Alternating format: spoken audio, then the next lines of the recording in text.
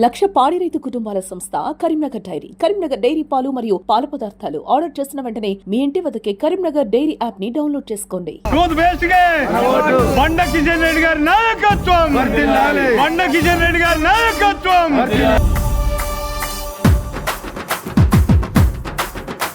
మీకు సుదీర్ఘ రాజకీయ అనుభవం ఉంది.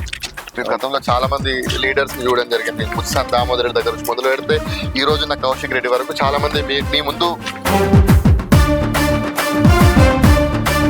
మీరు సర్పంచ్ గా ఇప్పుడు మళ్ళీ ఈ ఎన్నికల్లో గెలిస్తే మామిడాలపల్లి గ్రామానికి మీరు ఏం చేస్తారు? మీ మేనిఫెస్టో ఏంటి అసలు? మా మేనిఫెస్టో అంటే ఇంకా కిషన్ రెడ్డి గారిని ఎందుకు గెలిపించాలి మామిడాల ప్రజలు అంటే ఏం చెప్తారు? అంటే నేను ప్రస్తుతం మనం వీణవంక మండలంలోని మామిడాలపల్లి గ్రామంలో ఉన్నాం. హుజురాబాద్ ఎమ్మెల్యే పాడి కౌశిక్ రెడ్డి గారి ఆశీర్వాదంతో మామిడాలపల్లి గ్రామ సర్పంచ్ గా పోటీ చేస్తున్నటువంటి బండ కిషన్ రెడ్డి గారు మనతో పాటు వారితో మాట్లాడే ప్రయత్నం చేద్దాం. కిషన్ రెడ్డి గారు నమస్తే. నమస్తే. కిషన్ రెడ్డి గారు, మీరు గతంలో సర్పంచ్ గా పనిచేయడం జరిగింది. మీ వైఫ్ మళ్ళీ మీరు సర్పంచ్ గా పోటీ చేస్తున్నారు. ఎందుకు ఇంకా అధికారం మీద ఏమన్నా ఆశ దగ్గలేదా? అదని కాదు, మా గ్రామం ఇంకా పూర్తి స్థాయిలో అభివృద్ధి జరగలేదు. 5 సంవత్సరాలలో చాలా మటుకు పనులు చేసినాం. మిగిలిపోయిన పనులన్నీ ఉన్నాయి. అభివృద్ధి పదంలో గ్రామాన్ని నడిపించి మన మండలంలోనే ఉత్తమ గ్రామ పంచాయతీగా చూడాలని ఆశతోని మళ్ళీ ప్రజల ముందుకు వస్తున్నాను. ప్రజల ఆశీర్వదిస్తే మళ్ళీ గ్రామానికి ఎన్నో విధాలుగా అభివృద్ధి చేసి ఇంకా పూర్తి కాని పనులన్నీ పూర్తి చేసి గ్రామాన్ని ముందుకు తీసుకుపోదామని ఆలోచనతో పోటీ చేయడం జరుగుతుంది. మీకు సుదీర్ఘ రాజకీయ అనుభవం ఉంది. మీరు గతంలో చాలా మంది లీడర్స్ ని చూడడం జరిగింది. ముత్సాన్ దామోదర్ రెడ్డి దగ్గర నుంచి మొదలు పెడితే ఈ రోజున్న కౌశిక్ రెడ్డి వరకు చాలా మంది మీ ముందు తిన్నటువంటి రాజకీయ నాయకులే. సో ఇంతమందిని చూసారు కదా, ఇప్పటి వరకు ఇంకా మామిడాలపల్లి అభివృద్ధి ఎందుకు కాలేదు మరి? అంటే చాలా దామోదర్ రెడ్డి ఉన్నప్పుడు కూడా చాలా అభివృద్ధి జరిగింది. కానీ అప్పుడు సీసీ రోడ్డు విధానం లేదు, మట్టి రోడ్లు ఉండే. అప్పటికి గ్రామాలన్నీ అస్తవ్యస్తంగా ఉండే. దామోదర్ రెడ్డి వచ్చే వరకు గ్రామాలలో అంతర్గత రోడ్లు కానీ, పొలాల కాడికి కానీ, లేకపోతే కరెంట్ వ్యవస్థ కానీ అవన్నీ ఉండే. అవన్నీ అప్పుడున్న పరిస్థితుల్లో దామోదర్ రెడ్డి గారు పూర్తి చేయడం జరిగింది. ఇంకా ఆ తర్వాత వచ్చిన కేసీఆర్ ప్రభుత్వం కూడా చాలా చేసింది. అప్పుడు మేము సర్పంచ్ గా ఉన్నాం, మా మిస్సెస్. అప్పుడు కూడా 2 కోట్ల రూపాయలతో గ్రామంలో సీసీ రోడ్ వేయడం జరిగింది. అలాగే 50 లక్షల రూపాయలతో గ్రామ పంచాయతీ కట్టడం జరిగింది. డ్రైనేజీలు గానీ, సెంట్రల్ లైటింగ్ సిస్టమ్ గానీ, ఇవన్నీ పనులు. ఎస్సీ కాలనీలో 100% గజం కూడా మట్టి రోడ్డు లేదు, అవంతా పూర్తి చేయడం జరిగింది. సెంట్రల్ లైట్స్ గానీ, లైట్ల విధానంలో గానీ, మంచినీటి విధానంలో గానీ చాలా శ్రద్ధ తీసుకున్నాం. కూరగాయల మార్కెట్ ఏర్పాటు చేసినాం, క్రీడా ప్రాంగణం ఏర్పాటు చేసినాం. ఇవన్నీ మా హయాంలో ఎంత లేదన్నా 5 కోట్ల రూపాయలు, 50 కోట్ల రూపాయల పనులు చేయడం జరిగింది. మీరు సర్పంచ్ ఉన్నప్పుడు ఏమేమి పనులు చేశారు ఈ యొక్క గ్రామానికి? అదే సార్, 50 కోట్ల రూపాయలతోని సీసీ రోడ్లు వేయడం జరిగింది. 50 లక్షల రూపాయలతో గ్రామ పంచాయతీ కట్టడం జరిగింది. కూరగాయల మార్కెట్ ఏర్పాటు చేసినాం, క్రీడా ప్రాంగణం ఏర్పాటు చేసినాం, డ్రైనేజీలు కూడా చాలా మట్టుకు నిర్మించినాం. గ్రామంలో మేము వచ్చే వరకు 20% వరకే సీసీ రోడ్లు ఉండే. ఇప్పుడు 90% వరకు తీసుకొచ్చినాం. ఇంకా 10% ఉన్నది. అయినా ఇంకా సమస్యలు ఊర్లో ఉండనే ఉన్నాయి. అవన్నీ లైటింగ్ సిస్టమ్, కరెంట్ పోయి ఎలక్ట్రానిక్ సిస్టమ్ లా మన సోలార్ లైట్లు పెట్టాలనుకుంటున్నాం. ఇంకా డ్రైనేజీలు కూడా ఇంకా పూర్తిగా లేవు. అవన్నీ చేసి పారిశుద్ధ్యం మీద శ్రద్ధ తీసుకోవాలనుకుంటున్నాం. అలాగే గ్రామ పంచాయతీ ట్రాక్టర్ కూడా కొనడం జరిగింది. పారిశుద్ధ్యం మీద శ్రద్ధ చేసి ఇంకా గ్రామాన్ని అభివృద్ధి పరచడానికి మా వంతు కృషి చేస్తామని, ప్రజలు ఆశీర్వదించాలని ప్రజల్లోకి రావడం జరిగింది. మీరు సర్పంచ్ గా ఇప్పుడు మళ్ళీ ఈ ఎన్నికల్లో గెలిస్తే మామిడాలపల్లి గ్రామానికి మీరు ఏం చేస్తారు? మీ మేనిఫెస్టో ఏంటి అసలు? మా మేనిఫెస్టో అంటే ఇంకా పూర్తిగా రోడ్లను పూర్తి చేస్తాం.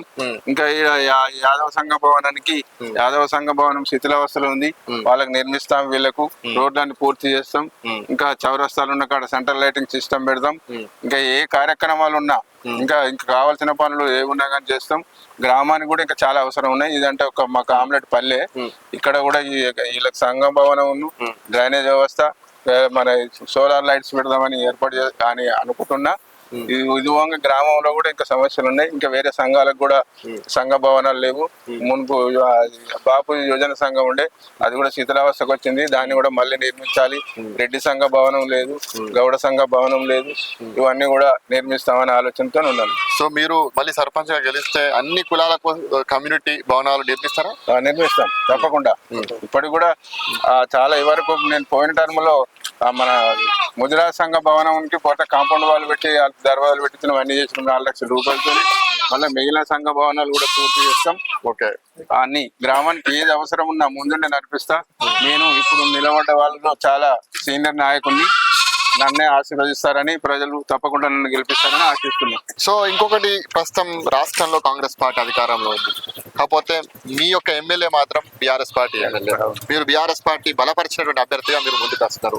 ఒకవేళ మీరు సర్పంచ్గా గెలిస్తే బీఆర్ఎస్ పార్టీ నుంచి ఎటువంటి సహకారం ఉండదు కదా, కేంద్ర రాష్ట్రంలో కాంగ్రెస్ ప్రభుత్వం అధికారంలో ఉంది కదా, ఎట్లా ప్రత్యేకంగా నిధులు తీసుకొస్తారు? సాధ్యమైనంత వరకు ఎమ్మెల్యే గారి సహకారంతోనే అభివృద్ధికి చేద్దాం అనుకుంటున్నాం. అలా కాకుండా ఇప్పుడున్న మంత్రులను కూడా కలుస్తా, పార్టీ భేదం ఏం లేకుండా. మీకు పొన్నం ప్రభాకర్ గారితో కూడా మంచి సాన్నిహిత్యం ఉందని విన్నాను. ఉన్నది. ఆయన గతంలో కూడా ఎంపీగా చేసినప్పుడు మేము ఆయన దగ్గర పోవడం జరిగింది. ఆయన మాకు పరిచయం ఉంది. ఆయన ద్వారా గానీ, శ్రీధర్ బాబు ద్వారా గానీ, ఎవరి ద్వారానైనా పార్టీ రహితంగా మంత్రుల దగ్గర పోయి గ్రామానికి కావాల్సిన అవసరాలు తీసుకొచ్చి చేస్తానని ప్రజలకు హామీ ఇస్తున్నాను. సో ప్రస్తుతం ఇంకా చాలా మంది 10 మంది అభ్యర్థులు పోటీ చేస్తారు, మీకు పోటీగా 9 మంది అభ్యర్థులు ఉన్నారు. సో వాళ్ళందరినీ కాదని కిషన్ రెడ్డి గారిని ఎందుకు గెలిపించాలి మాడల ప్రజలు అంటే ఏం చెప్తారు? అంటే నేను సీనియర్ నాయకుడిని, పైగా గ్రామ సమస్యల మీద అవగాహన అందరికన్నా ఎక్కువ ఉంది. ఈ వరకు కూడా ప్రజలతో అందరితో సంబంధాలు ఉన్నాయి. కావున నన్నే గెలిపిస్తారని ఆశిస్తున్నా. ఓకే, సో ఇంకా ఇక్కడ ప్రధానంగా కోతుల బెడద ఉందని చెప్పేసి చాలా మంది గ్రామస్తులు చెప్తున్నారు. దానికి ఎటువంటి పరిష్కారం చెప్తారు? కోతుల బెడద ఉన్న వాట వాస్తవం. వాటిని కూడా పరిష్కరించడానికి కోతులను పట్టించి మా గ్రామంలో కోతులు లేకుండా చేస్తానని ప్రజలకు కూడా హామీ ఇవ్వడం జరుగుతుంది. అంతేకాకుండా ఇక్కడ ఉన్నటువంటి ప్రజలు ఇసుక లారీల వల్ల బాగా ఇబ్బంది పడుతున్నారు.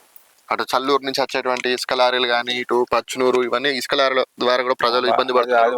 రహదారి ప్రమాదాలు జరుగుతున్నాయి. వీటికి ఏం పరిష్కారం చెప్తారు? లారీల వల్ల ప్రమాదాలు కానీ, లారీల వల్ల రోడ్డుకున్న అందరూ గృహస్థులు ఇబ్బంది పడుతున్న మాట వాస్తవం. కానీ దానికి అది ప్రభుత్వ అనుమతి కాబట్టి దాన్ని కొద్దిగా మనం సర్పంచ్ లెవెల్ కూడా ఎదుర్కోవడం చాలా కష్టం. కావున నేనేం చేస్తానంటే వాళ్ళతో మాట్లాడి గ్రామానికి దుమ్ము లేకుండా, లేకపోతే కొద్దిగా తక్కువ వ్యవధిలో తక్కువ లారీలు వచ్చేటట్టు ప్రయత్నం చేస్తా. ఓకే, సో నెక్స్ట్ ఇప్పుడు ఎన్నికల్లో ఖచ్చితంగా గెలుస్తాం అనేటువంటి నమ్మకం, ధీమా ఉందా? 100% నాకు గెలుస్తాననే నమ్మకం ఉంది. ఏంటి మీ నమ్మకం, కాన్ఫిడెంట్ ఏంటిది? అంటే నేను గతంలో చేసిన పనులు గాని, నా అనుభవం గాని, నేను వారితో ఉన్న సాన్నిహిత్యం గాని, వారితో ఉన్న సంబంధాలు, చాలా మంది ఇక్కడ ఉన్న ప్రతి వర్గం నుంచి నాకు అందరు పరిచయస్తులు ఉన్నారు. ప్రతి వర్గం నన్ను ఆదరిస్తారు. నేను 1982 నుంచి వెళ్ళి 2025 దాకా ప్రజల మధ్యనే ఉన్న మనిషిని. 82లో నేను రాజకీయ రంగ ప్రవేశం చేసిన. అప్పుడు నేను 95లో ఉప సర్పంచ్ అయినా, 2001 సంవత్సరంలో ఎంపీటీసీ అయినా, 2019లో మళ్ళీ సర్పంచ్ అయినా. ఆ మధ్యలో రిజర్వేషన్ అవకాశం రాలేదు. మళ్ళీ ఎప్పుడు ప్రజల మధ్యలో ఉంటా. నాకు పదవి ఉన్నా లేకున్నా ప్రజా సమస్యలు పరిష్కరించడానికి నేను ఎప్పుడు ముందుంటా. ఎవరికి ఏ సమస్య వచ్చినా, లేకపోతే ఎవరన్నా చనిపోయినా, పెళ్ళైనా అందరికి హాజరైతే నేను.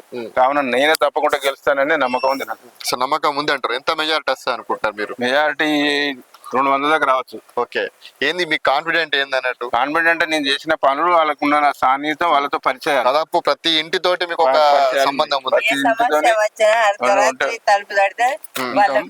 పైగా అన్ని వర్గాలతో, అందరితో నాకు పరిచయాలు ఉన్నాయి.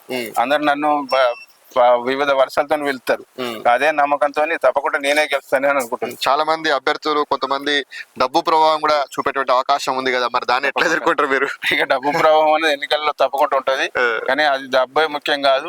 ఓటర్ మహాశైలం కూడా వేడుకుంటా. డబ్బు అందరిస్తారు. డబ్బుతోని ఓటేస్తే గ్రామం యొక్క అభివృద్ధి జరిగేది. గ్రామం యొక్క అభివృద్ధి ఎవరి ద్వారా జరుగుతుందో చూడండి.